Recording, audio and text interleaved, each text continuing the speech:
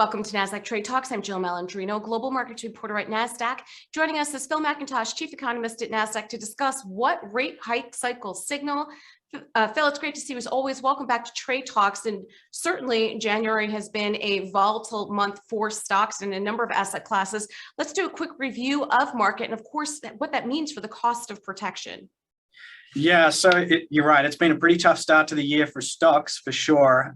During this week, the S&P reached correction territory, which means it's 10% below its previous highs. But you can kind of see the markets have just been trending down. And the last week, we've actually started to see a little bit of volatility with some big intraday sell-offs and then rallies. It's kind of interesting, though, right? Because this week as well, we've actually seen the treasuries come back off their highs. So they got up, over 1.8%. They'd come back down. So usually when rates come down, stocks go up, but obviously that's not what's happening right now. And so part of what's happening is the market's getting a little bit more fearful. If you look at the volatility index this week, the VIX has pretty much doubled from levels below 25 back up to nearly 40. The good news, I guess, for all of us in the stock market is the VIX is starting to come back down now. So people are starting to relax a little bit, and potentially some of the weekend news about Ukraine was factoring into some of the fear about the stock market and the global markets too. Right. And of course, Bill, we had Jay Powell, who's actually in the middle of his press conference right now, talking about the potential path that the Fed is going to take with rate hikes. We know we didn't get anything out of the January meeting, and it appears that investors are trying to parse through his language. But when we take a look at some of the historical data that you've provided, what do rate hike cycles mean, and what do they signal for the market? Yeah, so I mean, from a valuation perspective, we talked all last year about the fact that it's a headwind for valuations.